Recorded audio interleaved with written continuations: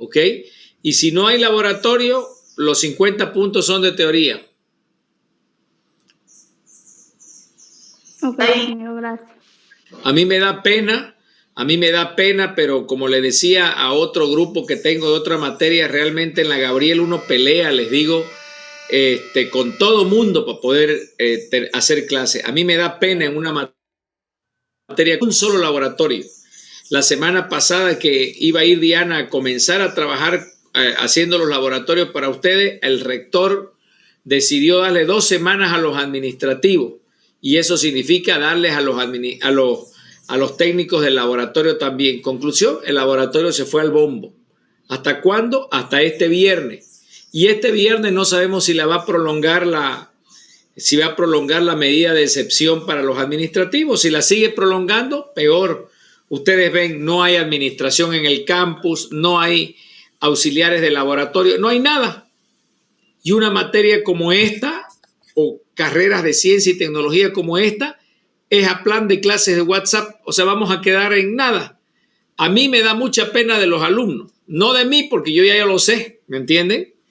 Pero sin embargo uno pelea para entrar, pelea con el auxiliar del laboratorio, pelea para que le abran la puerta con el portero, pelea con todo mundo. Cada vez la gente quiere hacer menos, le digo. Y no es un tema de pandemia, porque la pandemia es cierto que está grave, pero al menos, señores, deberíamos ser un poco más conscientes, protegernos más, pero no cerrarlo todo. A mí me da mucha pena, sobre todo me da pena de ustedes, porque no van a pasar clases a plan de clases digitales remotas, que ni siquiera uno mira quién es quién. Hablo, y los demás están todos escondidos en una foto, apenas preguntan, no hay laboratorio. Viva la educación, viva el aprendizaje, señores. Bien, vamos a comenzar un otro tema que se llama propiedades tecnofuncionales en alimentos. ¿Ok? Este tema también lo tienen en el anillado y ya también la presentación la tienen subida para poderla ver cuando gusten. Hay un cuestionario que también tienen que responder y mandármelo en una fecha límite. Si ustedes no entendieran lo que yo voy explicando, por favor no duden en interrumpirme y en decir, profesor, no entiendo, explíqueme de vuelta, o profesor, deme un ejemplo, que yo con todo gusto lo voy a hacer, que es mi labor. ¿Ok? Bien, entonces vamos a hablar de propiedades tecnofuncionales. ¿Qué es eso? Propiedades funcionales se denominan aquellas que proporcionan información complementaria de la calidad gustativa de los alimentos. Entonces, fíjense que cuando uno habla de propiedades funcionales, aquellas que tienen que ver con aspectos sensoriales. Por ejemplo, si ustedes miran ese frasco que está ahí en la foto, ustedes pueden ver que eso es líquido o es sólido. Parece sólido, ¿no? Y parece cremoso. De líquido no tiene mucho. ¿Invita a comerlo? ¿Les gustaría comerlo? Quizás sí. Fíjense que es semisólido, cremoso, parece cremoso, no es algo muy líquido, ¿no? Como una crema. Y eso es lo que es una propiedad funcional. Son las propiedades que están relacionadas, por ejemplo, a los aspectos nutricionales y a los aspectos sensoriales. ¿Ok? Hacen que a un alimento me invite a probarlo. Entonces, esto, por ejemplo, parece sólido y eso es un tema de textura. ¿Ok? Parece que está firme, pero a su vez no es duro, es elástico, es cremoso. ¿Ok? Entonces, el aspecto visual es una de las propiedades sensoriales, así como también es los otros sentidos. ¿Ok? Y de eso se trata este tema que vamos a hablar hoy día, que es tan importante para los alimentos. ¿Okay? Aquí en este cuadro hay una relación entre las propiedades funcionales y sensoriales que tienen los alimentos. ¿Ok? ¿Qué quiere decir eso? Esto quiere decir, por ejemplo, que una propiedad funcional afecta a una propiedad sensorial. ¿Ok? Miren, Aquí nosotros vemos, por ejemplo, que la retención de aromas es un fenómeno de absorción, ¿ok? Y la retención de aroma generalmente se da en moléculas en estado gaseoso, ¿ok? Si yo trabajo en absorción y provoco en las moléculas retención de gases, eso va a impactar en el aroma de los alimentos, ¿ok?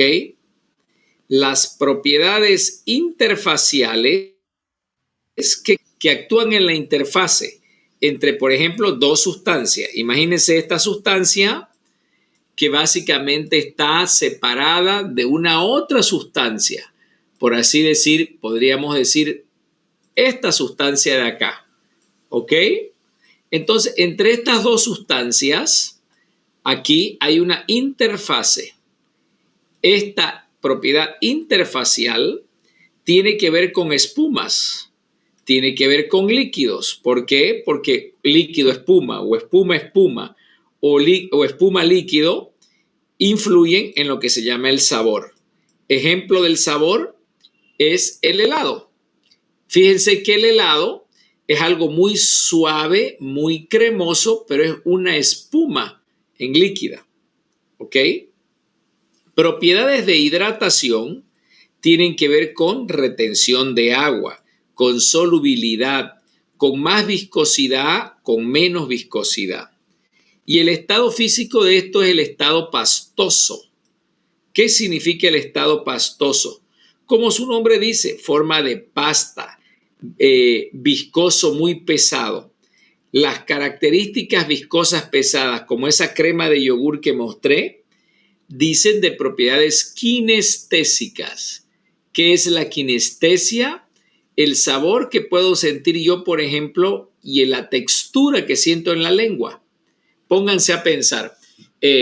Nosotros, por ejemplo, cuando probamos un yogur, estamos sintiendo una cremosidad, una cantidad de sólido. No es líquido, ¿ok? No es duro, es algo pastoso, ¿ok? Y esa propiedad kinestésica de sentir grumo es algo que a la gente le gusta, ¿ok? Entonces, la propiedad sensorial que se afecta es las texturas, ¿ok? Las texturas. En este caso, pero tiene que ser dada con la lengua. Hay otro tipo de textura, por ejemplo, la porosidad, la que tiene que ver con agregación, con formación de gel, con coagulación, con elasticidad, ¿ok? Estas cosas dicen de un sólido dispersado o de un sólido compacto, ¿ok? Por ejemplo, un sólido dispersado es un chicle. Un chicle, fíjense, me da un fenómeno de elasticidad, ¿ok? Yo estoy mascando el chicle y estoy sintiendo algo elástico. Y eso elástico me lleva a una propiedad de disperso. En la medida que yo lo voy masticando, lentamente va saliendo azúcar. Y eso me gusta, ¿ok? Eso lo siento en la, ¿ok? La textura blanda o semiblanda que yo voy masticando, ¿ok? Es más, fíjense, el ejemplo del chicle tiene que ver con sentidos kinestésicos también y también tiene que ver con oído, porque uno va haciendo ruido al masticar un chicle, ¿ok? Entonces, señores, lo que queremos decirles es que todas estas propiedades funcionales y sensoriales tienen una raíz en las propiedades funcionales y se traducen en efectos a los sentidos, al gusto, al olfato, a la vista, al olor, al sabor. Y señores, eso es muy importante en alimentos, porque como dice el dicho, todo entra por los ojos, todo entra por los sentidos, ¿ok? Entonces, tener alimentos ricos que conquisten por los sentidos es básicamente tener alimentos que la gente va a preferir.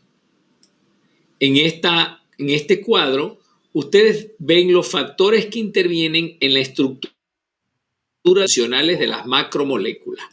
¿Qué quiere decir eso de las macromoléculas? Macromoléculas, como su nombre dice, son moléculas muy grandes, ¿ok? Ejemplo, una proteína, ejemplo, un lípido o una grasa, ejemplo, una burbuja de aire que está contenida probablemente en una grasa, en una proteína. Entonces, lo que nosotros necesitamos entender es qué factores influyen básicamente en las propiedades que pueden tener esas macromoléculas, ¿ok? Y esto es entender cómo se forman esas propiedades funcionales en los alimentos. Mire, aquí veamos varias cosas. La primera cosa que tiene que ver es el tamaño de la molécula, dice, ¿ok? Y la naturaleza de las fuerzas y de las interacciones de la molécula con el solvente, entre moléculas y con otras moléculas. En otras palabras, si esta molécula, imagínense ustedes, encuentra otra molécula próxima, esta, por así decir, ellas tienen capacidad de interactuar. Imaginemos que estas son dos proteínas, ¿ok? Entonces, la interacción, la posibilidad de que se reconozcan estas moléculas, de organización que tienen ellas, o el nivel de desconocimiento que se tiene en ellas, imagínense que aparezca una otra molécula aquí, de esta forma, que no tiene nada que ver, entonces eso va a influir en cómo van a interactuar estas moléculas. Pero tiene que ver con la composición del medio también. Fíjense, la fuerza iónica que existe, la cantidad de agua, las proteínas, los lípidos, los glúcidos, los surfactantes. ¿Qué son surfactantes? Aquellos que pueden disminuir la tensión superficial en los alimentos, y los aromas influyen en cómo estas moléculas van a actuar. Y obviamente también influye el grado de organización. ¿Ok? Entonces, estas cosas, fíjense de acá, la composición del medio está dada ¿por qué? Por la desnaturalización, por el pH, por las fuerzas iónicas, por agentes reductores. Un alimento, señores, es muy complicado. Parece que no lo es, pero es. Imagínense una salteña. Digamos que esto es una salteña. Una salteña está llena de cosas adentro. Yo digo siempre que es como una bombita. ¿Qué es una salteña? Hay carne, hay jugo, hay verdura, hay mucho condimento y hay gelatina que inmoviliza el agua. Eso es una salteña. Señores, un montón de ingredientes que tienen pH diferentes, que tienen potencial de oxidorreducción diferente. ¿Ok? Una salteña ha sido sometida al calor intenso. Entonces, esta salteña y la interacción de los ingredientes aquí adentro están sujetas a cambiar la composición del medio de la salteña de una forma muy brusca. ¿Se dan cuenta? Por ejemplo, una papa aquí adentro va a sufrir en el medio la interacción con los jugos, con el tomate, con la carne, con los condimentos. Y probablemente la papa va a estar sometida a fuerzas porque están actuando todas estas cosas juntas. Por lo tanto, ¿cómo es que se va a comportar una papa o un almidón dentro de la salteña? ¿Cómo es que se va a comportar el pedazo de pollo en la salteña? Es difícil de prever porque son muchas cosas juntas que están interactuando. A eso me refiero. Y otra que tiene que ver con todo esto son los tratamientos físicos. Fíjense, el jigote de la salteña yo lo calenté, yo lo cocí antes. La salteña la pude haber congelado, que es lo que generalmente se hace. Y después de congelar, al momento de ya de cocinarla, yo la meto directo al calor, mucha calor. Entonces, el estado físico de la salteña, de haber tenido un jigote caliente, que luego ha pasado a ser rellenada, que luego ha sido congelada y después va a ser metida a un horno de convección, entonces el estado físico de los ingredientes también afecta a que toda esta cosa funcione de una manera que a veces es difícil de explicar. ¿Ok? Entonces, Estas cosas me causan una conformación nativa o desnaturalizada. ¿Qué quiere decir? Que lo que me llevan básicamente es a tener una conformación reconocida o una conformación que no reconozco, que no preveía, desnaturalicé debido a estas interacciones. ¿Ok? Y me lleva también, señores, a tener tamaño de moléculas, de partículas y a propiedades físicas y químicas cambiadas. Lo que queremos decir en esta lámina es que los factores que intervienen en la estructura y en el cambio de las propiedades de las macromoléculas son muy diversos y están dados por todos estos factores que ustedes aquí ven. No es fácil, ¿ok? En algunos alimentos es peor todavía, como en el caso de la salteña, donde les digo que todo interactúa.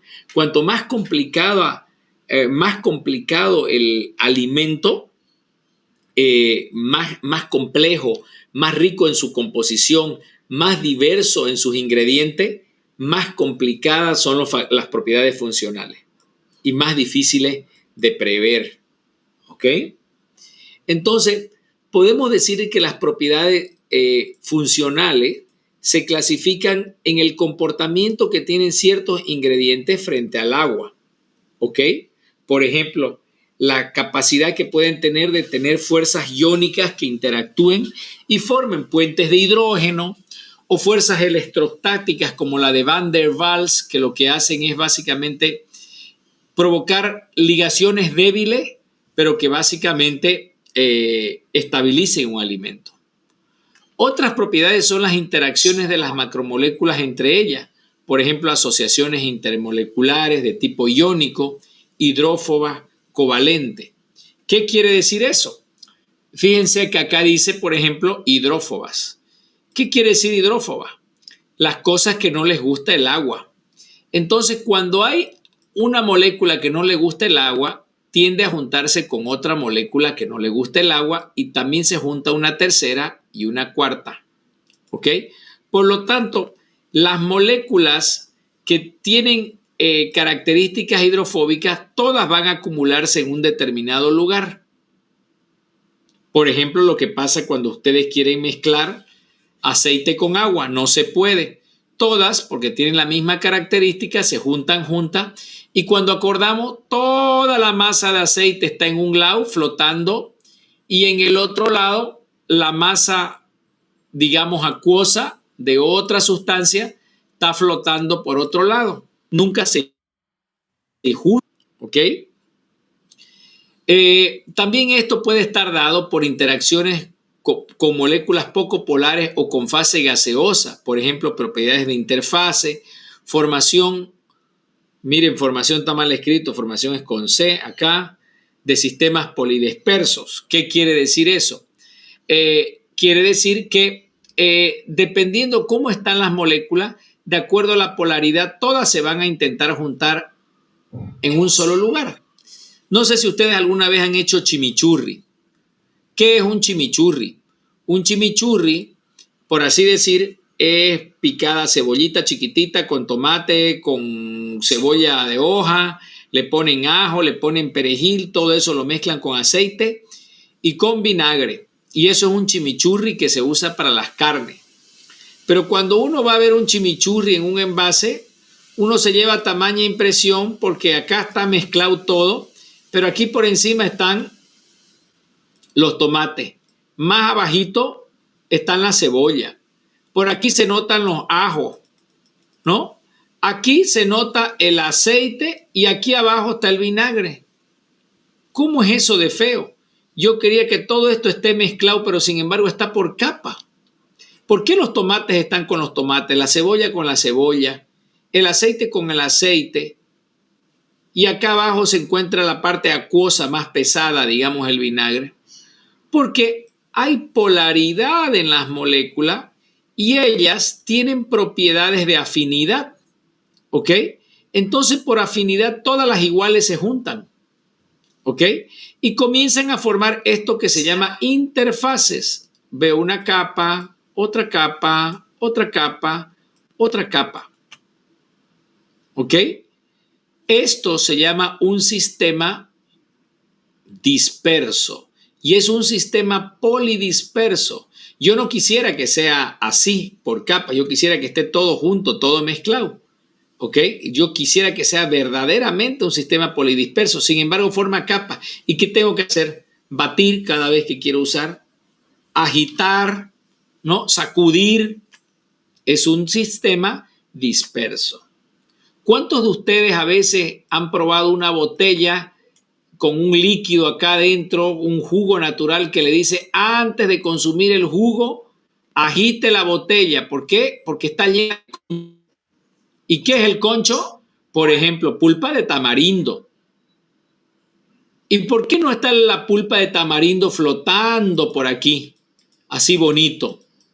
Porque el tamarindo, por temas de polaridad y de solubilidad parcial, no puede. Entonces, ven ese concho que a veces es desagradable para las personas, no les gusta. A veces pueden decir, ay, este concho, qué feo, ¿qué es esto? ¿Ok? Entonces, de eso es de lo que estamos, los factores que influyen. ¿Ok?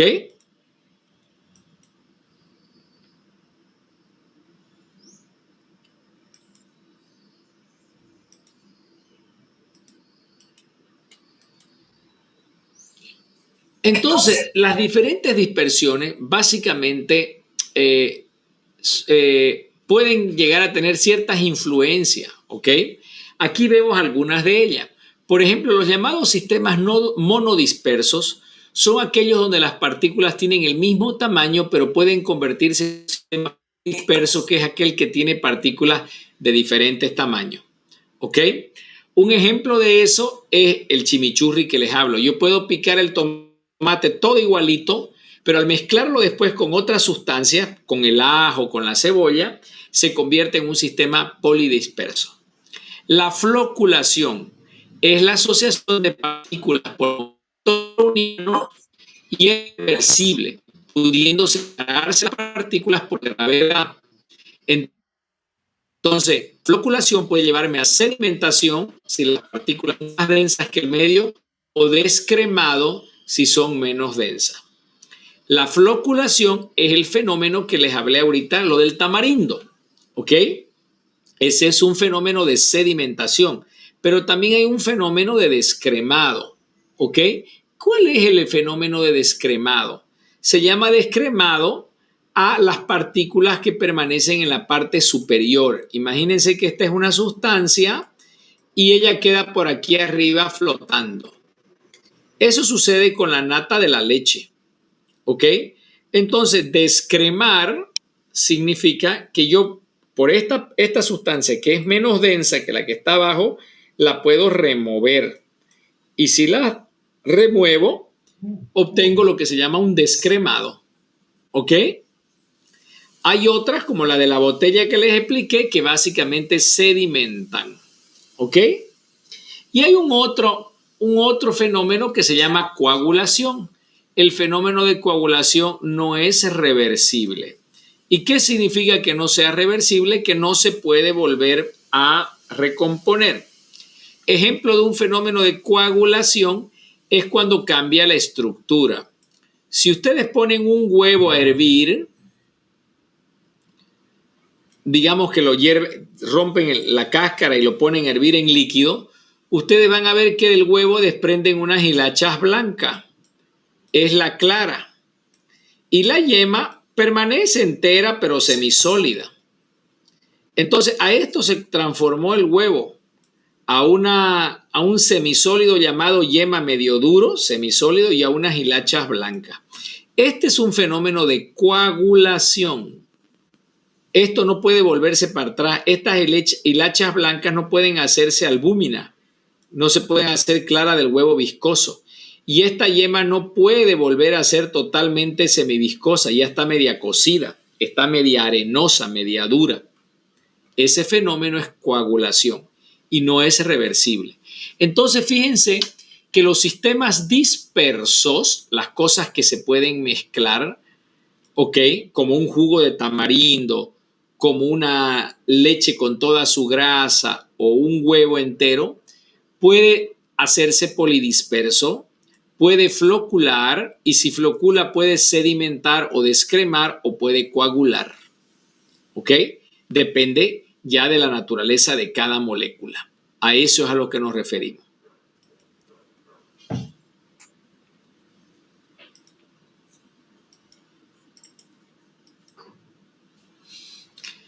Aquí nosotros vemos la influencia de las diferentes fases de la dispersión sobre las propiedades funcionales.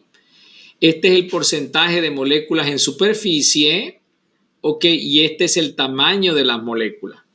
Entonces lo que vemos es la relación superficie-volumen elevada. La proporción de moléculas situadas en la superficie de agregado aumenta cuando el diámetro es menor a 1 micra. Variaciones de porcentaje de moléculas en superficie en función del tamaño de la molécula. En otras palabras, para alimentos es importante nosotros tener moléculas relativamente pequeñas. Si nosotros tenemos moléculas relativamente pequeñas, digamos por aquí, por donde está el número 2, lo que nosotros hacemos es que tenemos un porcentaje de moléculas en la superficie menor. Cuanto más grande la molécula, el logaritmo es menor, quiere decir mayor el porcentaje de las moléculas en la superficie, flotando. Y eso a la gente no le interesa. Cuando hace una salsa, cuando hace una mezcla, todo el mundo quiere que las cosas se mezclen bien. ¿Ok? Eso quiere decir. Bien, cuando nosotros hablamos de mezcla, podemos hablar de estas mezclas, de las llamadas emulsiones, cuando mezclamos líquido con un líquido, cuando mezclamos productos poco hidratados, por ejemplo, líquidos en sólido, cuando hacemos espuma, por ejemplo, gas en líquido, o cuando hacemos suspensiones y agregados, sólidos en líquido. Ejemplo de sólidos en el líquido es el chimichurri. Ejemplo de espuma es el helado. Ejemplo de productos poco hidratados, líquidos en sólidos, es por ejemplo cuando nosotros hacemos una salsa y mezclamos pedacitos, cosas duras, con cosas semilíquidas. Y ejemplo de líquido líquido es por ejemplo la mayonesa. ¿Ok?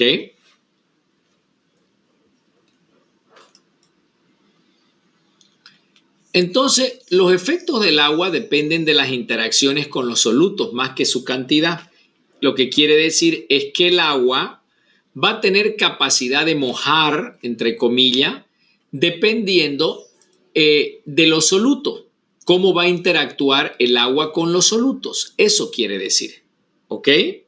Entonces, si al soluto no le gusta el agua no va a ser difícil de poder mezclar. La actividad de agua permite describir las interacciones entre soluto y el agua, si el sistema está en equilibrio. Como los alimentos están constituidos por varias fases, se deberán utilizar parámetros cinéticos de difusividad para comprender la dinámica del sistema. ¿Qué quiere decir esto?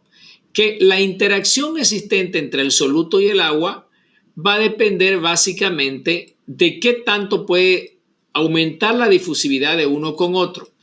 Imagínense ustedes que en este vaso de agua fría yo adiciono una cucharilla de leche en polvo. Eso quiere decir, aquí está el agua fría. ¿Qué le va a pasar a esa cucharilla de leche en polvo? Yo quisiera que esta leche en polvo caiga como si fueran lluvias y copos de nieve alrededor de esta agua para poder hacer un vaso de leche. ¿Con qué? Con una cucharada de polvo. ¿Ok? Pero esa interacción entre esta leche en polvo y el agua, lo que dice acá, es que va a depender de qué tan rápido entra en equilibrio esto. Y eso va a depender básicamente de la difusividad. ¿Qué quiere decir? De la difusión que haya de la leche al agua, pero también del agua a la leche. Y eso no es fácil. Entonces, por su experiencia, ¿eso se va a mezclar fácil? ¿Qué creen ustedes? ¿Esta cucharada de leche se va a mezclar facilito?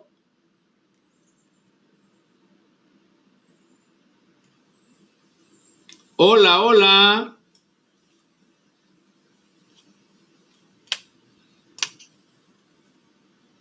¿Me escuchan? Sí, ingeniero, se escucha. Yo creo que se va a disolver, pero si le damos un poco de agitación, si lo agitamos, se puede disolver. Pero Ajá, así por así no creo que se disuelva. Va a demorar más tiempo. así es. Entonces, cuando usted me propone agitar esto, batir esto, usted lo que quiere es con el batimiento provocar difusividad. Y tiene razón, que si yo bato esto, voy a disminuir el tamaño de estas partículas que están en la leche, en lo que se llama leche en polvo. Si yo bato fuerte, bato para un lado, luego bato para el otro, ¿ok? ¿Yo qué voy a conseguir? Voy a conseguir disminuir el tamaño de partículas. Y estas partículas, digamos esta, va a tener mayor capacidad, mejor dicho, mejor posibilidad de poder entrar en contacto con el agua porque va a poder ligarse así. En cambio, si es una partícula muy grande, digamos así, es más difícil. Entonces, cuando yo bato, mejoro la difusividad. ¿Ok? Pero no solamente batiendo, hay otras formas para mejorar la difusividad. Entonces, eso es lo que dice acá en esta lámina cuando habla de propiedades de hidratación. ¿Ok?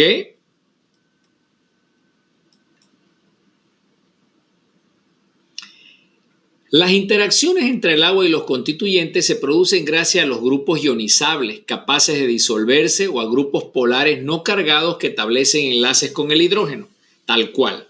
En otras palabras, donde existan grupos polares va a haber posibilidad de ligación, porque va a haber posibilidad de formar enlaces con el hidrógeno. El agua es eso, señores. Acuérdense, el agua es una cosa así. Tiene 2 electrones para poder compartir y los quiere compartir. ¿Ok? Y esto también puede formar otras ligaciones. Entonces, eso es lo que buscamos, que hayan grupos polares. Miren acá lo que dice, grupos polares ionizados solvatables, grupos carboxílicos, como por ejemplo los polisacáridos, las proteínas, tales como la asparagina y el ácido glutámico, los ácidos orgánicos. Fosfatos, tales como fosfatos, polifosfatos, fosfoproteínas, nucleótidos, fosfolípidos. Ácidos siálicos, como las glucoproteínas. Sulfatos. Otros aniones minerales. Estos son los cargados negativamente. Los cargados positivamente. Aminas, iminas. Las proteínas, como por ejemplo los residuos que hay de aminoácidos como la lisina, la histidina, la arginina, la troponina, la prolamina, osaminas, bases nitrogenadas, poliamidas, cadaverina, espermina. Estas son grupos cargados positivamente. ¿Ok? Y cationes divalentes también. Entonces, ¿qué es lo que pasa? Lo que pasa es que cuando estas sustancias están presentes, pueden llegar a interactuar fácilmente con el agua, porque pueden servir, por ejemplo, carbonato de calcio. Si yo adiciono acá un calcio en la forma de carbonato, fíjense que el calcio tiene esto, ¿ok? Y tengo carbonato también acá. Este carbonato puede ser capaz de poder interactuar con el agua en función a su polaridad. Aquí tenemos cargas positivas y básicamente tener capacidad de poder disolver algo con facilidad y poder acelerar una reacción. ¿Ok? Entonces un carbonato de calcio en agua disminuye la tensión superficial y puede ser capaz de hacer que las cosas se mezclen más rápido. El calcio ayuda a la solución.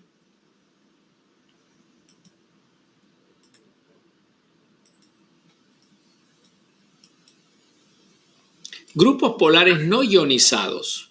Vean ustedes acá, da un ejemplo. Y los grupos no polares, ¿qué quiere decir? Como su nombre dice, no tienen polarización. Entonces, señores, es de esperar que los grupos no polares va a ser muy difícil de que se asocien con algo. Luego los siguientes en dificultad van a ser los grupos polares y no ionizables. Y los más fáciles de asociarse van a ser los grupos polares ionizables, los solvatables y los cargados positivamente. ¿Por qué? Porque tienen cargas para compartir. Eso es un tema de electroquímica. ¿Ok? Entonces, en función a cómo son clasificados estos grupos, es que yo voy a poder tener mayor capacidad o menor capacidad de unión. Vean en esta lámina la capacidad de hidratación de las cadenas laterales de aminoácidos en un lugar donde hay actividad de agua de 0,90. ¿Ok? Los grupos polares cargados se hidratan antes que los grupos no cargados. ¿Por qué? Por la capacidad de asociación con el agua. Los niveles de hidratación varían con la naturaleza de los grupos y con su composición en la molécula, en las superficies más hidratables.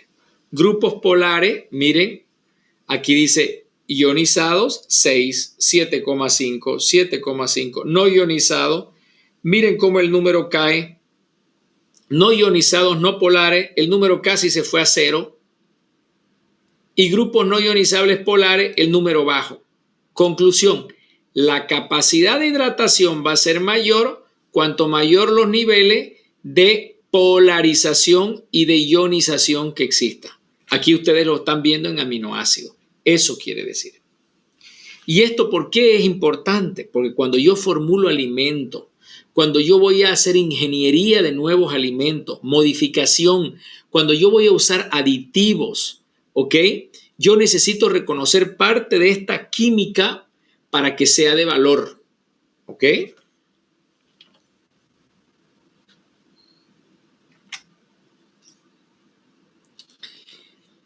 Influencia de los solutos sobre las propiedades del agua. Actividad de agua. Se ve afectada directamente por los solutos, ¿ok? Sorción de agua. Humedades relativas crecientes en los constituyentes alimentarios fijan cantidades de agua que se pueden cuantificar. Agua congelable. Solo el agua no inmovilizada por los solutos es congelable. ¿Ok?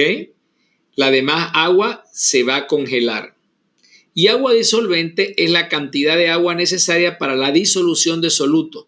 Es más importante cuanto más grande y poco polar sea la molécula. ¿Ok? La solubilidad de los solutos es más débil si tiene una movilidad reducida. Entonces, ¿por qué es importante entender esta influencia de los solutos sobre las propiedades del agua? Porque, señores, cada alimento tiene ya cierta cantidad de agua, pero yo lo que en cierta manera quiero en la mayoría de los casos es adicionarle más agua. Solo que el agua va a aumentar su actividad y no se va a absorber y de la misma manera. Depende de qué tanto de agua tiene y de la estructura molecular del agua. ¿Ok? Entonces, preocuparme sobre las propiedades de los solutos en relación al agua es clave para saber con qué la voy a mezclar, cómo la voy a retirar, cómo va a cambiar la textura del alimento. ¿Ok? Aquí tenemos la propiedad de los principales factores para poder hidratar los alimentos.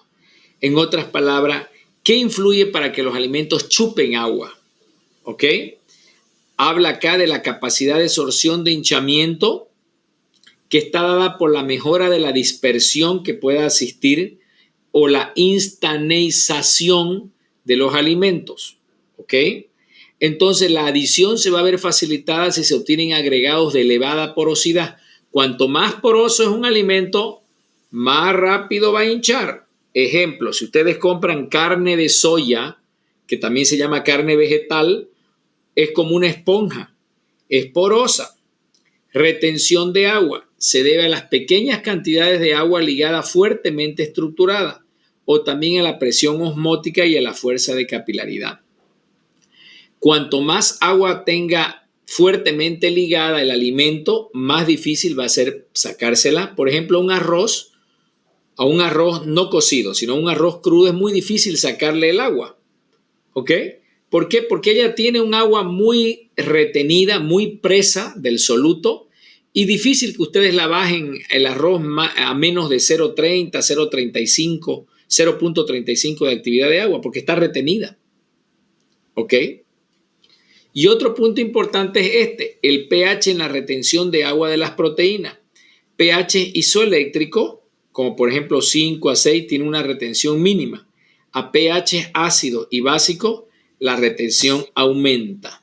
En otras palabras, cuanto más se acerque la proteína al punto isoeléctrico, donde las cargas negativas son iguales a las positivas, nosotros tenemos un problema. La proteína va a absorber menos. Cuanto más lejos esté del punto isoeléctrico, más va a chupar la proteína. ¿Ok? Eso es lo que también muestra este gráfico. Aquí está el punto isoeléctrico y acá, donde a punto pH, y fíjense que acá que es la hidratación, alcanza un punto mínimo. En otras palabras, próximo al punto isoeléctrico hay una menor fijación de agua, de hidratación. ¿Ok?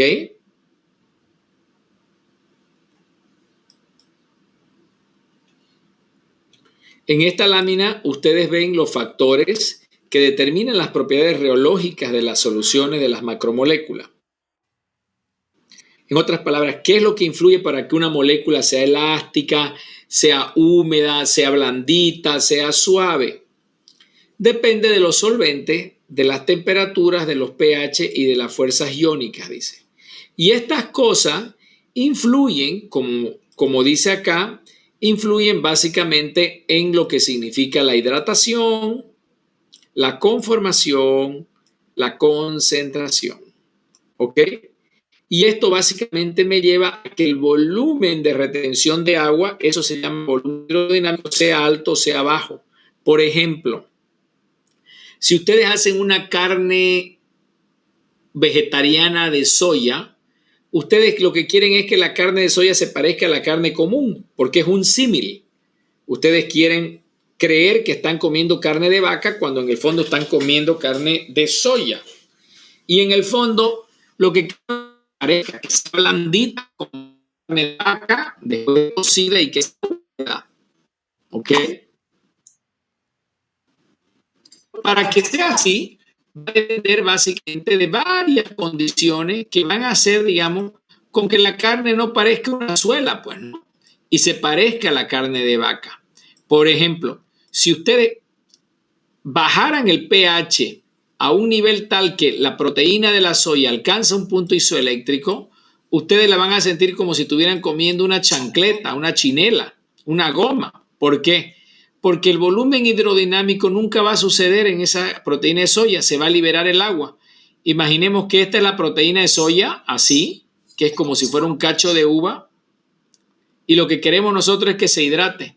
Entonces, todinga el agua va a salir, va a salir, va a salir, y cuando ustedes quieran comer este pedazo de carne de soya, van a sentir que es algo medio duro y que no está blando, porque la blandeza la va a dar el agua que está retenida. ¿Y por qué no retuvo agua? Porque el punto isoeléctrico se alcanzó o estaba próximo. Y al revés es válido. Ustedes van a sentir más elasticidad, más plasticidad, más viscosidad, más rico el volumen hidrodinámico. Eso quiere decir. Y obviamente la capacidad de interacción de las moléculas, ¿no? Es decir, si estas todas se conocen y actuar entre sí, esto va a parecer una carne de soya, pero si se separan, no. ¿Ok? ¿Por qué es importante? Esto que estoy hablando quizás les parezca así medio abstracto, pero todo esto es bien importante para cuando uno va a formular productos. ¿Ok?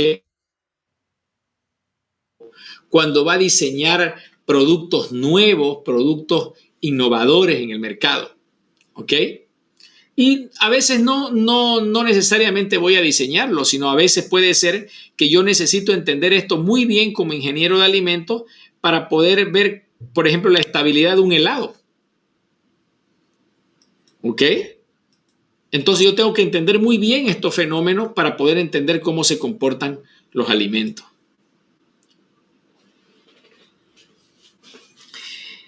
La tendencia de las moléculas a asociarse, ¿no?, cuando hay desestabilización, se debe a una ruptura del equilibrio entre fuerzas atractivas y repulsivas. Siempre lo que uno quiere es que hayan fuerzas implicadas de interacción entre moléculas, ¿ok? Y eso es lo que es marcado por el tema de la llamada energía libre de Gibbs, ¿ok? La energía de Gibbs de Van der Waals lo que hacen es poder actuar en las moléculas. Y lo que nosotros queremos es desarrollar fuerzas de atracción y disminuir fuerzas de repulsión, ¿ok? Entonces, la diferencia de energía libre entre partículas muy separadas unas de otras y partículas muy próximas se las conoce por esta fórmula.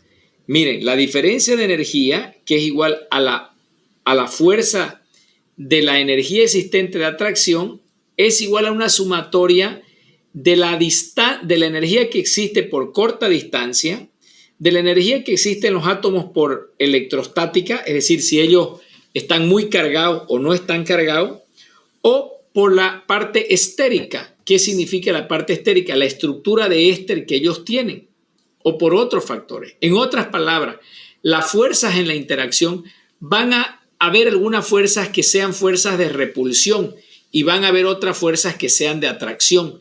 Es la sumatoria de estas fuerzas la que marca la diferencia de energía libre en las moléculas. Cuanto menos diferencia de energía libre existe entre moléculas, más se juntan las cosas. Cuanto más diferencia de energía existe entre ellas, menos se juntan. Yo esto siempre lo asocio como el ser humano, señores. El ser humano es así.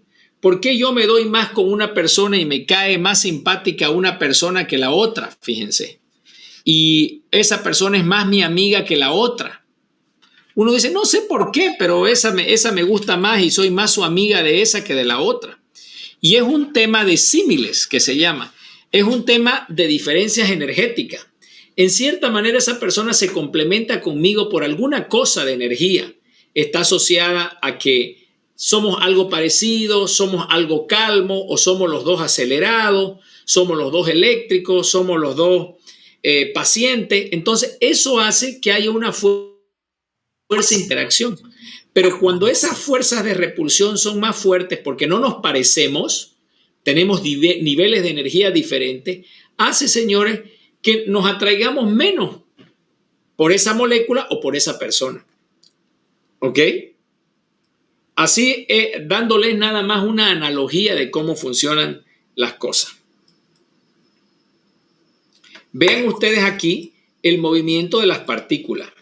La tendencia a asociarse depende también de la movilidad de las partículas, es decir, del movimiento browniano acelerado por las temperaturas elevadas y por las fuerzas de gravedad, y está limitado por las fuerzas de fricción impuestas por el medio. Por ejemplo, ¿no? Miren, acá, por ejemplo, hay formas características de interacción entre partículas. Aquí, por ejemplo, A, B y C tienen concentraciones crecientes de electrolitos. Entonces, fíjense, si la distancia entre las partículas es muy grande, las fuerzas de repulsión y de atracción son menores.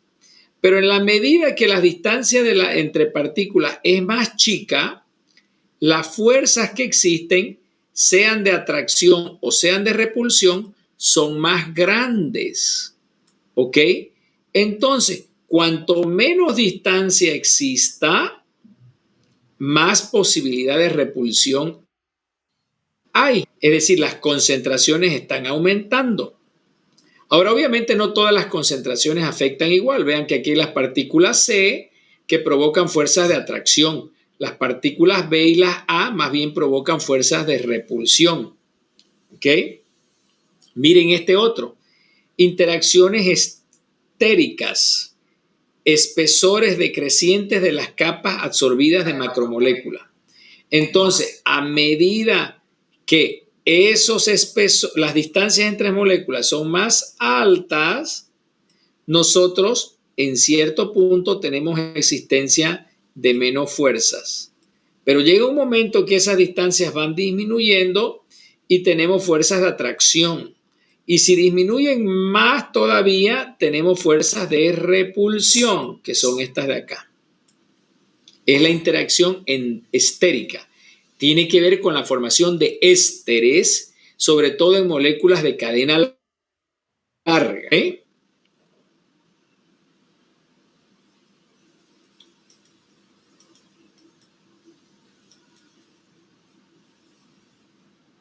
¿Hasta ahí hay alguna pregunta?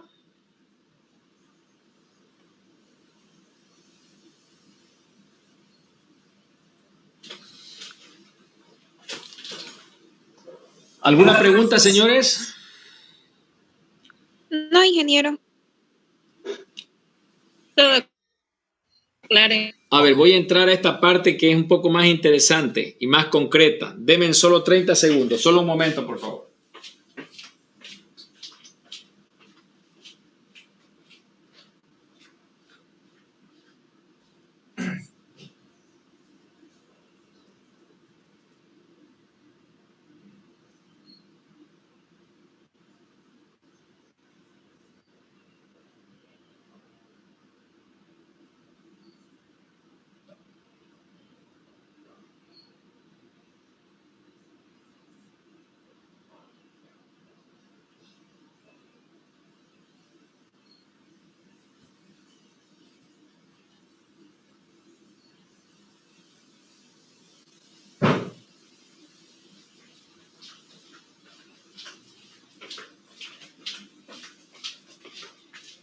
Bien, vean lo que ustedes tienen acá.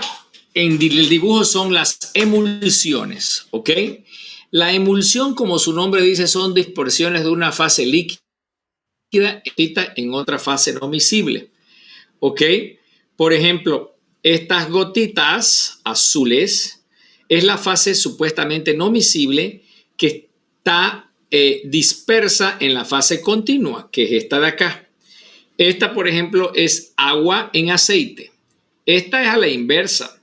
Esta es la fase dispersante, el aceite que está en agua. Esta es una emulsión de aceite en agua. ¿Ok? Entonces nosotros podemos tener emulsiones que son gotitas de aceite en el agua y esa emulsión es oil in water, se abrevia como OW. ¿Ok? Así, mírenla ustedes. Esta es una emulsión OW, oil in water, pero podemos tener otra emulsión que es water in oil, WO, ¿ok? Entonces, esos tipos de emulsiones y la mayonesa quizá es la emulsión más típica de todas para estudiar, pero la verdad no es la única. Nosotros debemos en alimentos reconocer que cada vez hay más emulsiones y más spreads, señores. ¿Qué es spread? Spread son las cosas que se untan. Si ustedes van, por ejemplo, al supermercado, vayan a ver la cantidad de productos untables que hay para ponerle al pan, que se parecen a la mantequilla, que son de ajo, que son de maní, que son con mezcla de mayonesa con hierba fina, que le ponen nueces, que le ponen una cosa, que le ponen otra. Todo ese es el mundo de las emulsiones. El helado es una emulsión, ¿ok? Entonces las emulsiones apasionan a la gente porque dan buen sabor y a la gente le gustan las texturas de las emulsiones. Como una mayonesa, ¿ok? ¿A quién no le gusta una mayonesa? A mí no me gusta una mayonesa porque yo sé que tiene mucho aceite, digamos, ¿no? Pero a la mayoría de las personas les gusta la mayonesa. Ahora fíjense, comer mayonesa con una hamburguesa es rico, po. Comer mayonesa con un panchito es rico. ¿Ok? Porque es la capacidad de hidratación que tiene la emulsión que le da un sabor diferente a las cosas. ¿Ok? Por eso es que este tema siempre va a estar de moda y cada vez se van a hacer más emulsiones. La formación de una emulsión implica un aumento del área interfacial acompañada con el aumento de la energía libre. ¿Qué quiere decir eso? Que lo que nosotros tenemos que hacer es aumentar la superficie de contacto para que las cosas se mezclen. Cuanto más débil es la tensión interfacial, más fácil se obtiene una emulsión. Señores, lo que está queriendo decirme esto es, el aceite que está en gotitas acá, de alguna manera tiene que ser leve la tensión comparada con el agua, que es esta que está acá para que se puedan mezclar. Cuanto más débil sea esa tensión, cuanto menos tensión hay entre las moléculas naranja y rosada, que más fácil va a ser para que se forme una emulsión. Entonces, un agente tensoactivo tiene como función reducir la tensión interfacial. ¿Ok? ¿Qué significa reducir la tensión interfacial? reducir esa fuerza de repulsión que hay entre las naranjas y las rosadas. Eso quiere decir. ¿Ok? Ahora, este gráfico es medio difícil y medio fácil. Dice, evolución de la conductividad eléctrica de una emulsión cuando se invierte de fase. ¿Qué quiere decir? Fíjense acá, inversión de fase 70%. ¿Ok? Significa que, digamos, que yo voy adicionando molécula al aceite, yo voy adicionando agua. Entonces, aquí voy adicionando agua. Y el aceite, ¿qué tiene que ir haciendo? Ir incorporando moléculas de agua. Así es que se hace una mayonesa. Va a llegar un momento, yo tengo que ir batiendo, en que va a ser difícil al principio que vaya absorbiendo, pero a la medida que yo bata más y más incorpore, la conductividad eléctrica va a bajar y va a llegar un momento que la conductividad eléctrica va a ser mínima. Cuando la conductividad eléctrica sea mínima, yo ya invertí la fase y ya tengo más agua que aceite. ¿Ok? Entonces sigo añadiendo cualquier cosa, en este caso, por ejemplo, aceite añadido o agua añadida, y lo que yo voy a conseguir es que esto sea estable y siga incorporándose más y más. En otras palabras, necesito un umbral de inversión de fase, y cuando paso la inversión de fase y la conductividad cae hartísimo, el nivel de resistencia baja y por lo tanto la emulsión se forma.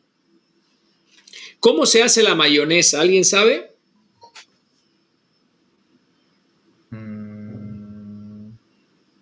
Vamos.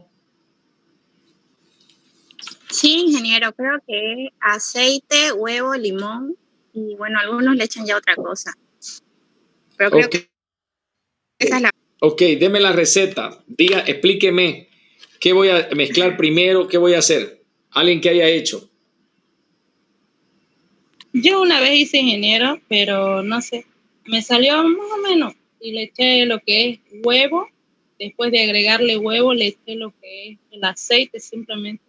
A medida que le iba echando poquito y ¿cómo se llama? En la licuadora lo hice. Y iba espesando poco a poco. Le agregaba más aceite y más consistencia tenía mayonesa. Ok, y le ponía más aceite y más aceite. Sí, es okay. Con bastante aceite. Ok, entonces fíjese, lo que fue batiendo y usted hizo básicamente lo que está aquí en esta gráfica. Usted usó solo aceite, usted hizo una mayonesa que se llama una mayonesa real. ¿Qué es una mayonesa real? Aquella que lleva solo huevo y aceite. Entonces, ella fue adicionando aquí, fíjense dónde está el cursor, aceite, ¿a qué? Al huevo, batiendo. Y llega un momento en que ella sigue adicionando tanto aceite y puede adicionar tanto aceite cuando ella quiere. ¿Hasta cuándo? Hasta que se forma una estructura consistente de mayonesa y dice, ya está. ¿Ok? Ella hizo una mayonesa real con altísima concentración de aceite. Esa es la mayonesa tradicional. ¿Ok? Entonces, ha ido disminuyendo la conductividad eléctrica y esa matriz ha ido disminuyendo la tensión artificial. ¿Qué es la matriz? El huevo ha ido disminuyendo la tensión y ha incorporado más y más aceite. ¿Ok? Ahora, si yo voy a hacer una light, por así decir, fíjense ustedes que en una mayonesa light, ¿yo qué quiero? Menos aceite. Entonces, ¿cómo voy a sustituir el aceite? Con agua. ¿Ok? En una mayonesa light o dietética, yo tengo que ir incorporando al aceite gotículas de agua para poderle quitar parte del aceite a la mayonesa por agua para que sea más dietética. ¿Ok? Es más difícil de hacer, pero igual lo voy a conseguir. ¿Por qué? Porque va a llegar a un punto donde la tensión interfacial va a ser mínima en la medida que yo vaya saturando el punto y la conductividad eléctrica vaya bajando. Eso quiere decir. ¿Ok?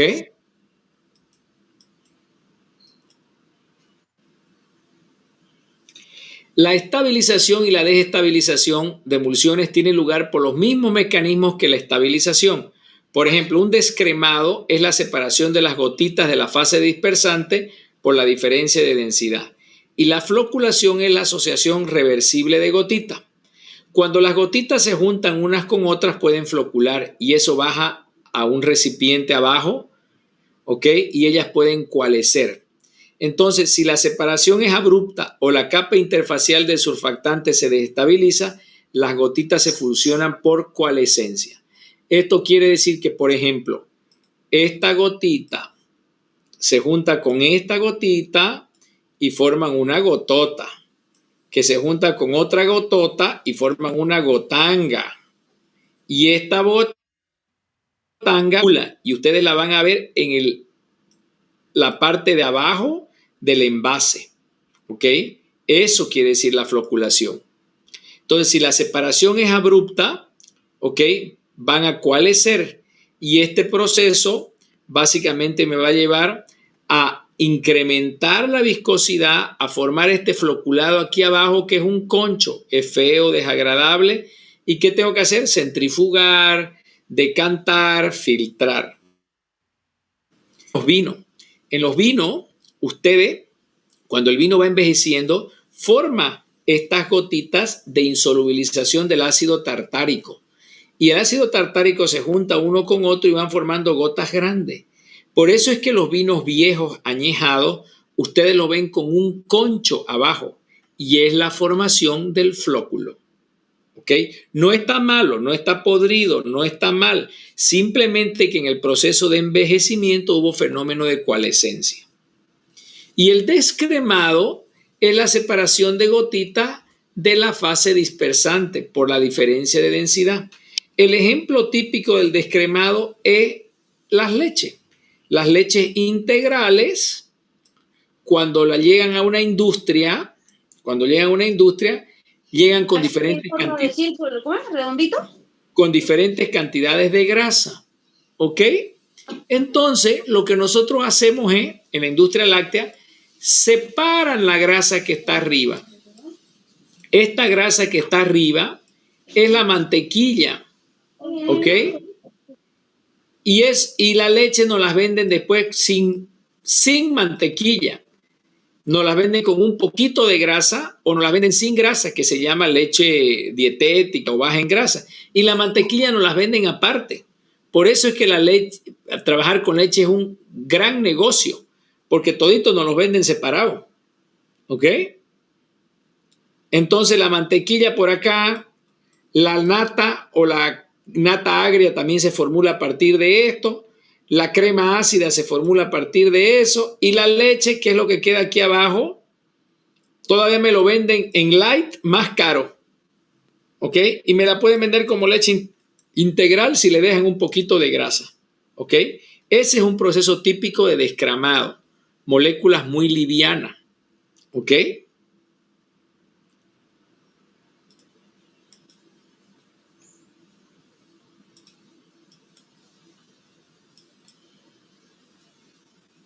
Ahí tienen ustedes una salsa común que tiene que ver con la capacidad emulsificante. ¿Ok? Y aquí ustedes tienen un otro fenómeno que es bien interesante, que es el fenómeno de coalescencia. ¿Ok? Un fenómeno de que es cuando una gota de aceite se choca con una otra gota de aceite. ¿Ok? Si ambas se chocan, tienen contacto entre sí, como el dibujo del medio. ¿Ok? Y al tener este contacto entre sí, básicamente rompen una lámina de agua que había acá, que la separaba una de otra. Al romperla, básicamente estas dos gotas de aceite se unieron, porque ya, fíjense aquí, la lámina de agua, aquí había una lámina de agua que separaba ambas gotas, ya no hay. Aquí ya se cortó. Entonces aquí se unió una gota de aceite con otra y han formado esta gota de aceite más esta, han formado un gotononón. Al formar una gota grande, ellas coalescen. y al coalescer, básicamente hay una desestabilización electrostática, y al haber la desestabilización, básicamente nosotros tenemos ruptura de la emulsión. ¿Ok? Entonces esto me lleva a, digamos, a romper la emulsión, la cual también se puede romper por choque térmico o por centrifugación. ¿Ok? La ruptura de la emulsión es algo que nunca nadie quiere, ¿no ve? Porque básicamente consiste en romper la fase, ya no queda una fase continua, bonita como la mayonesa. Propiedades espumantes es otras propiedades que tienen que ver con emulsiones, la famosa espuma. Cuando un gas es introducido en un líquido, ya sea por uno o varios orificios a través de vidrios que han sufrido una vitrificación o lo que sea, estos elementos volátiles de burbujeado, ¿ok? Básicamente se separan del líquido, que es el que lo rodea, como ven aquí ustedes en la lámina. Aquí, por ejemplo, al haber batido, el líquido rodea las burbujas y las burbujas pueden sobrevivir estables, así como están en el líquido. ¿Ok? Eso es la espuma. Para decirlo fácil, una espuma no es nada más que burbujas de aire atrapadas en un medio líquido. ¿Ok? Están atrapadas. Uno consigue eso mediante el batido o mediante la agitación. ¿Ok? Y estas burbujas tienen pues grandes propiedades en alimentos, las espumas, digo, ¿no? ¿Por qué? Porque las espumas son capaces de provocar sensorialmente fenómenos kinestésicos al sabor. En el sabor yo puedo sentir sabores más encapsulados, por ejemplo, de mayor concentración, más frescos, más dulce, mediante una espuma. ¿Ok? Ahora, ¿cómo es que básicamente está estructurada la espuma? La espuma está estructurada mediante lo que se llama una dispersión y un canal de drenaje, que es como esta figura que ustedes están viendo aquí. Y voy a pasar a dibujarles algunas cosas. Imagínense que esto es una burbuja, aquí hay una burbuja, aquí hay otra burbuja y aquí hay una tercera burbuja. Estas tres burbujas están separadas por este espacio que se ve acá en negro y que se llama un canal de drenaje que recibe un nombre medio raro, se llama borde de Plateau. Plateau se escribe, borde de Plateau. Entonces, por este canal de drenaje sube y baja agua, formando una laminilla de agua que sube y que baja y que básicamente mantiene a estas tres burbujas separadas. ¿Ok? Ese es el secreto de tener burbujas en un sistema. El burbujeo o la incorporación de aire básicamente permite tener espumas con baja concentración de surfactante, hasta 0,1%, porque han sido burbujeadas y están chiquititas y todas separadas. ¿Cómo hago esto? Batiendo, incorporando aire. Entonces, el batido necesita concentraciones de surfactante más elevadas para mantenerlo esta lámina constante. ¿Qué significa eso? El batido necesita líquido para que haya lubricando este canal de Plateau. El batido puede necesitar azúcar para que el azúcar vaya en este canal y no se junte una burbuja con la otra. ¿Ok? Entonces, en la medida que esta laminilla está lubricada, baja líquido con azúcar por acá y estas burbujas están separadas y la espuma vive feliz. ¿Ok?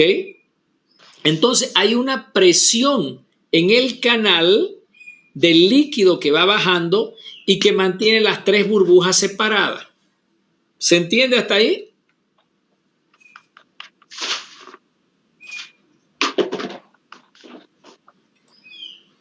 Cuando esa presión se ve disminuida, ya no pasa por el borde de plató, ya no pasa una cantidad grande de líquido. Entonces las burbujas intentan achicarse mejor dicho, intentan aproximarse una a la otra. ¿Ok? Entonces, cuando las burbujas se aproximan una a la otra, va a llegar un momento en que esas burbujas van a chocar, así como chocó o como choca esto que les decía, las gotas de aceite. Y de la misma forma pueden chocar las burbujas de aire. Si las burbujas de aire chocan, se deshace o se va disminuyendo la espuma. Y si disminuye la espuma, ella va bajando de volumen y ahí se cae la emulsión gaseosa. De esa manera se puede destruir un helado. O de esa manera, señores, puedo yo no formar bien una espuma y tener un helado michi, ordinario. En cambio, los mejores helados son aquellos que contienen el borde de plató lubricado y consiguen estabilizar una espuma en el tiempo.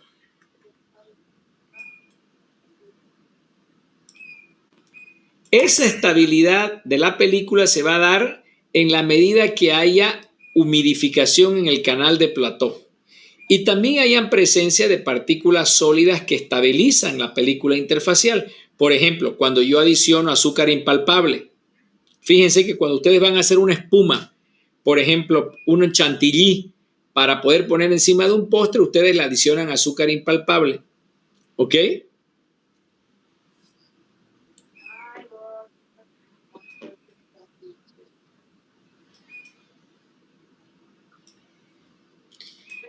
La desestabilización va a suceder porque ya no hay ese líquido, porque básicamente hay adición de otras gotitas de otra naturaleza allá adentro que básicamente pueden llevar a colapsar la estructura.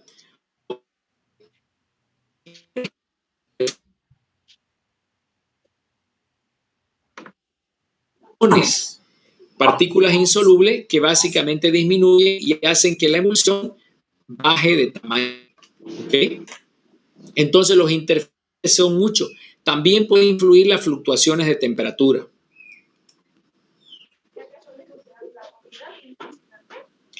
Hay algunos otros sistemas que son los llamados sistemas mixtos, como por ejemplo las emulsiones esponjadas o espumas grasas emulsificadas. Los sistemas están representados por las cremas batidas, las cremas heladas, las terrinas de carne y los pescados, los pasteles de tipo genovés. La terrina, ¿qué es la terrina? Es una gelatina donde yo puedo incorporar en la gelatina verduras. ¿Ok? Es como si fuera un postre dulce, pero acá eso es una terrina. ¿Ok? Entonces, en esas terrinas, básicamente la complejidad de esos sistemas proviene básicamente de la interacción de estas mismas capas, ¿ok? Que se van a dar y tienen que ver con las fuerzas iónicas que yo expliqué antes, ¿ok? Y el mundo, señores, está lleno de emulsiones.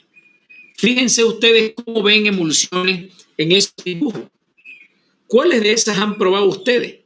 Quizás no en esas marcas, pero algunas han probado. ¿Habrán probado algo de eso?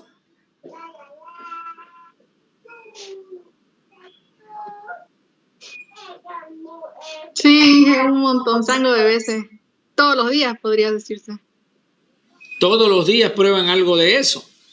Así es. Miren, por ejemplo, esto. Esta es una mayonesa que es una mayonesa dietética. Pero aquí hay emulsiones de agua en aceite, que son emulsiones, por ejemplo, más dietéticas, más livianas todavía. Por ejemplo, esta es una mantequilla tipo crema, untable. ¿Ok? Este es un queso blue que se llama. ¿Ok? Miren ustedes acá en estos dibujos. ¿Alguna vez han visto un trago así de colores de diferente densidad? Yo solo en fotos, ingeniero. Usted solo en fotos. Ok. Sí. Ok. Pero esto, por ejemplo, si uno van a ver ustedes que cuando pase este coronavirus, hay que ir a brindar a un boliche y los boliches hacen estos tragos de colores de diferentes densidades. ¿Cómo es que hacen eso que no se mezcla?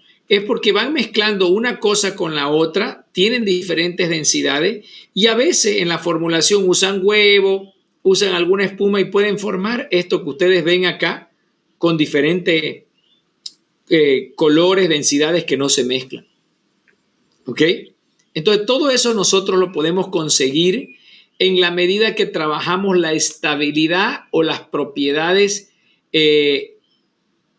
tecnológicas o funcionales de los alimentos. ¿Ok? Todo esto tiene que ver con esta lámina que les mostraba acá, con la tercera lámina, con propiedades de gas, de espuma, de líquido, de pasta. En la medida que yo conozco las cualidades de cada uno, yo puedo ir formulando alimentos, disminuyendo la tensión interfacial. El huevo, por ejemplo, que es nuestro siguiente tema. No es el siguiente es leche. El siguiente es huevo. De aquí a 2 semanas. El huevo es una maravilla para poder hacer todas estas cosas. Por eso es que el huevo se lo usa mucho en la industria alimentaria para mejorar las propiedades funcionales de los alimentos. El huevo es espectacular lo que uno puede hacer con el huevo. ¿Ok? La tensión interfacial y yo consigo mezclarlo. ¿Ok? Puedo llegar a mezclarlo.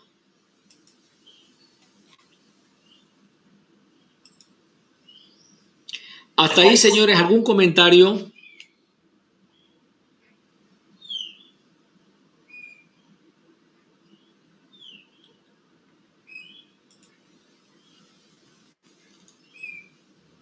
Gerber Seco, ¿me escucha?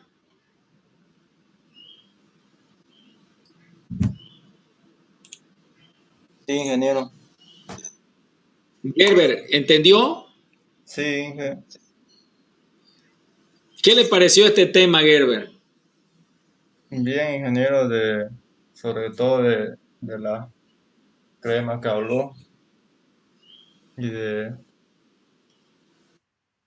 las separaciones De la fase. Ajá. No se vaya a olvidar que hay emulsiones líquido-líquido como la mayonesa, pero hay emulsiones gas-líquido, como por ejemplo los helados. ¿No es cierto? Yacer Alarcón, ¿me escucha? Sí, ingeniero, lo escucho. Ok, Yacer, ¿alguna duda? No, ingeniero, todo claro está. A ver, ¿qué le impresionó? ¿Qué podría repetir de todo lo que yo dije? Lo de la mayonesa light, Ajá, que la podemos sustituir el aceite con agua. ajá. Eso me impresionó. Y para hacer eso, ¿qué es lo que hay que cuidar? Hay que batirlo hasta llegar al punto.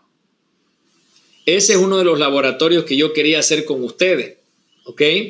Y que básicamente está asociado a que usted tiene que disminuir la tensión interfacial y disminuir cualquier tipo de tensiones. Entonces, si usted bate muy rápido, incorpora poquito, usted va a conseguir que en una matriz de aceite pueda incorporar agua. O sea, algo que no se puede mezclar, porque en la física no se puede. Eso es una emulsión. Por ejemplo, usted no puede mezclar agua en aceite, pero acá usted va a poder hacer eso si bate y disminuye la tensión artificial. Y ojo, no es que va a mezclar íntimamente, nunca van a quedar mezcladas las dos cosas. Simplemente que van a disminuir de tamaño y va a disminuir la tensión superficial y ambas gotas, la de agua y la de aceite, juntas van a juntarse, digamos, no tocarse, van a juntarse y van a convivir juntas por mucho tiempo. Eso es una mayonesa dietética. ¿Ok? Van a convivir juntas. ¿Hasta cuándo van a convivir juntas? Hasta que vayan envejeciendo, hasta que rompamos la emulsión nosotros, hasta que nosotros hagamos variar o fluctuar la temperatura y ahí se va a poder provocar una ruptura de emulsión. Pero si es una mayonesa bien hecha, no se va a romper la emulsión. ¿Ok?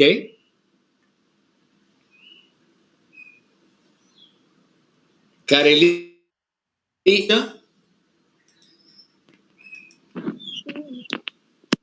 Lo escucho. ¿Qué le quedó de todo lo que hemos explicado, Carelí?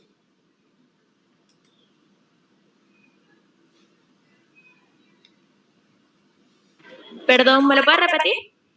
Sí, lo que le pregunto es de todo lo que he hablado, ¿qué se le ha quedado en la mente? ¿Qué cosa tomó nota? A ver, explíqueme, revise su cuaderno de apunte y dígame lo que usted anotó.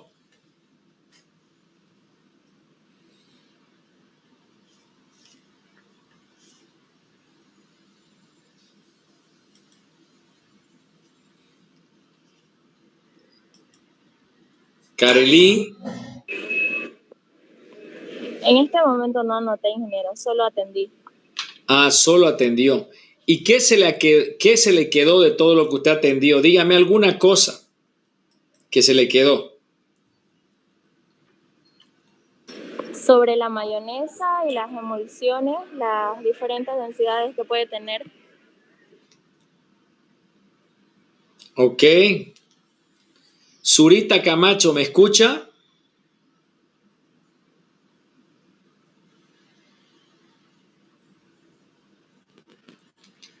Zurita Camacho, ¿me escucha?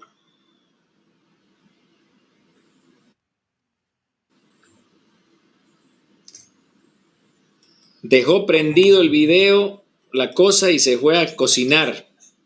No, Inge, sí lo escucho. Pasa que estoy de la computadora y también estoy de mi teléfono. No tengo micrófono en la computadora.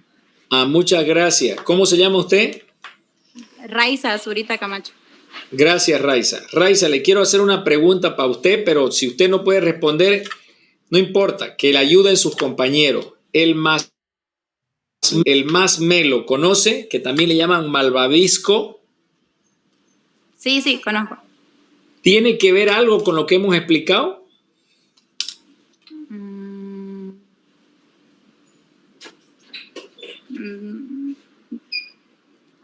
Ay, no sabría decirle porque no, o sea, sí, en cuanto a textura y esas cosas, pero no sé de qué está hecho.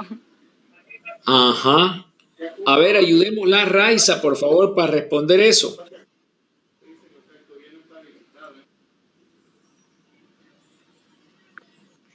No sabría decirle, ingeniero, porque no sé los ingredientes que tiene, pero sí su textura es bien esponjosa. Ajá. Puede ser que tenga algo relacionado. ¿Cómo es, pues, el masmelo, Marina?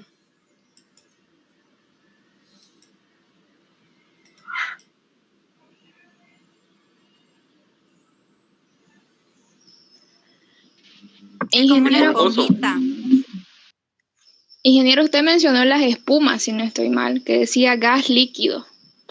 ¿Podría ir a ese grupo los masmelos? A ver, intentemos pensar juntos. El masmelo, ¿alguien alguna vez leyó la etiqueta de lo que contiene el masmelo? Contiene clara de huevo, batida. Y almidón de maíz, creo. Ok. Pero el masmelo ustedes lo comen y es como comer una esponja, ¿no es verdad? Como comer una goma. Sí, ingeniero. En la medida que ustedes lo van masticando, ¿él se va desinflando, se van rompiendo y va saliendo el aire? ¿O no? Sí. ¿O queda más como chicle? Queda más como chicle. Chicle. Queda de estructura chiclosa. A ver, esta pregunta que les hago, sobre todo de preferencia a quien come chicle y come masmelo. ¿Verdaderamente la textura del chicle es similar o muy parecida a la del masmelo o no?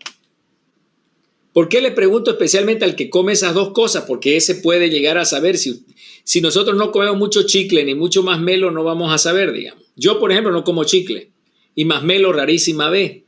Entonces yo lo que sé es la teoría, ¿no? Pero no puedo responder de forma práctica, pero sí quiero explicarle.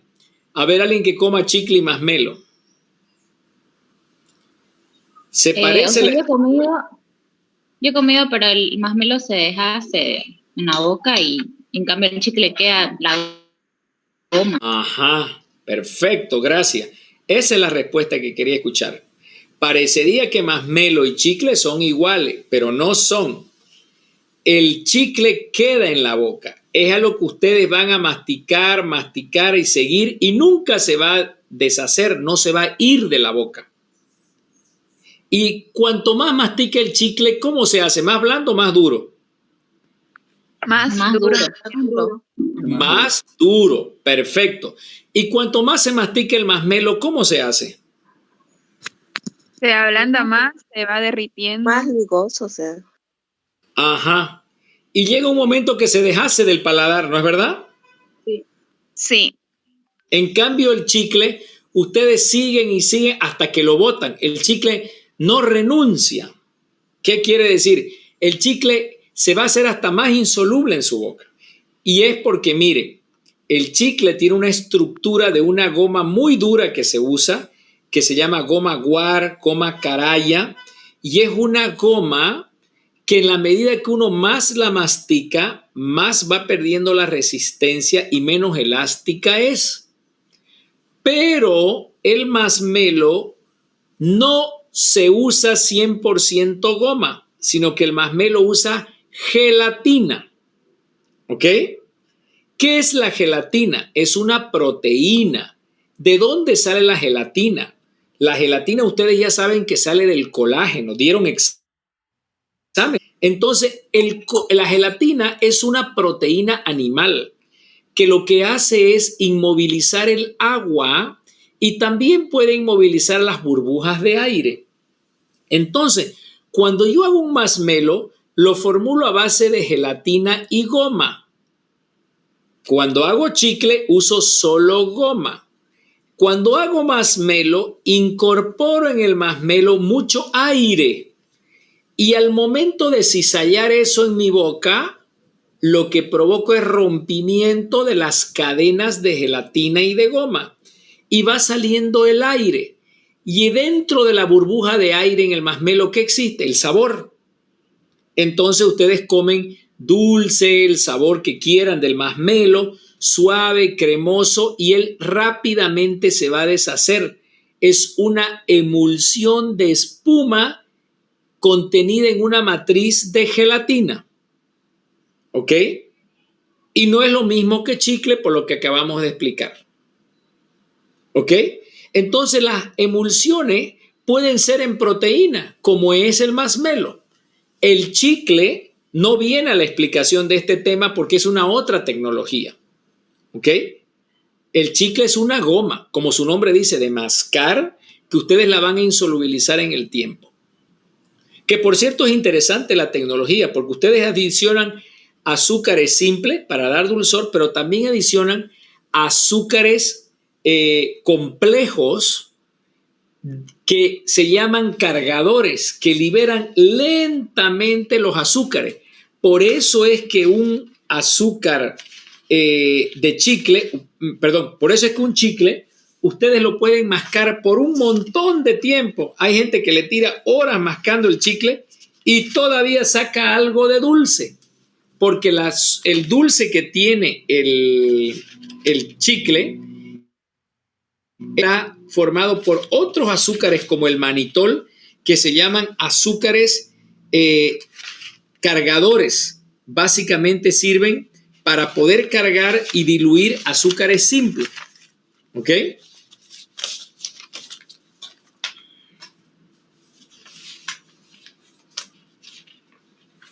¿Se entiende esa partecita?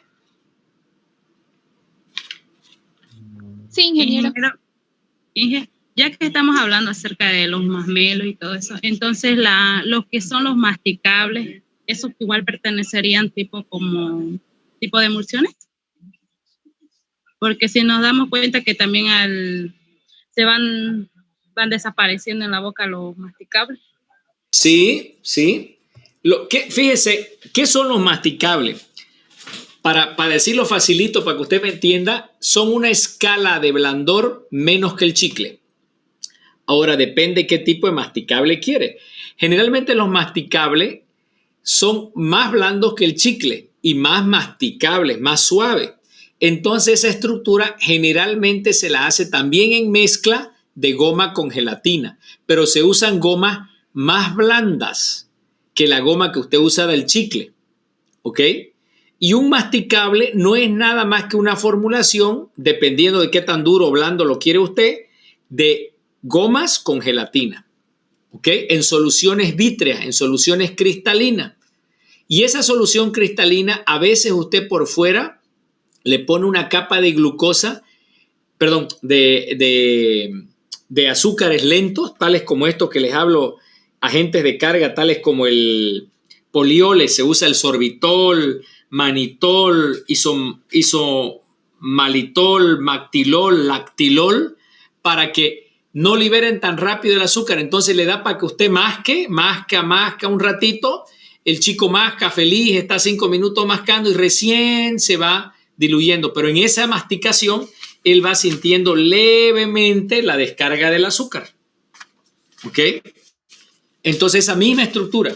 Pero eso ya no es una emulsión, ya eso es una solución vítrea, que es diferente.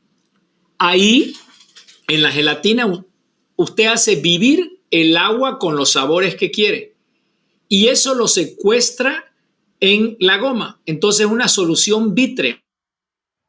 Porque si usted mira esa pastilla, usted puede mirar pasar la luz por ahí. Claro, no se ve clarita la luz, pero usted va a ver que es medio vidrioso, ¿no es verdad? Está bien, ingeniero, muchas gracias. Estaba en duda con eso. Pero está bien, para eso estamos. Señores, los felicito por su examen. La mayoría de las notas han sido notas buenas. Sigan estudiando. Si ustedes siguen estudiando así, vamos a ir bien, vamos a llegar al fin de la materia bien. Este examen que viene es un poco más difícil porque los temas son un poquito más difíciles y si todo va bien vamos a incorporar también la parte del laboratorio. No dejen para la última hora el estudio para el segundo parcial, que es más, el segundo parcial lo más probable es que se adelante un poquito, ¿ok? Yo les voy a avisar si con tiempo, pero es probable que el segundo parcial se adelante. ¿Ok? ¿Hay alguna duda del examen? Ingeniero, yo no pude ver mi nota, no me sale a mí, creo que es el problema de varios que no han podido ver su nota. Sí, ingeniero, yo tampoco pude ver mi nota. O sea, al parecer sí salió la nota, habrá sido unos 2 minutos y de ahí ya no, pero yo no pude, o sea, no entré en ese tiempo y no pude ver y creo que varios igual se quedaron sin ver la nota. No aparece. A ver, ¿quiénes más no vieron la nota? Yo también, A mí ingeniero. tampoco me aparece. Yo, ingeniero. Yo, ingeniero, tampoco lo pude ver. Ok. Ya, entonces vamos a hacer lo siguiente. Entren esta tarde al examen otra vez y a ver si pueden ver su nota. ¿Ok? Lo voy a disponibilizar. Ya. Sí, Lo voy a disponibilizar el examen otra vez. Ingeniero, ¿desde qué hora hasta qué hora va a disponibilizar? Desde ahorita, entren dentro de aquí 5 minutos, entren y a ver si ya lo pueden ver. Más bien me escriben al chat del grupo y me dicen, ingeniero, ya pude ver mi nota para que yo me quede tranquilo. Voy a abrir para que ustedes puedan ver las notas hasta mañana, pero entren ahorita, en 5 minutos ya pueden entrar.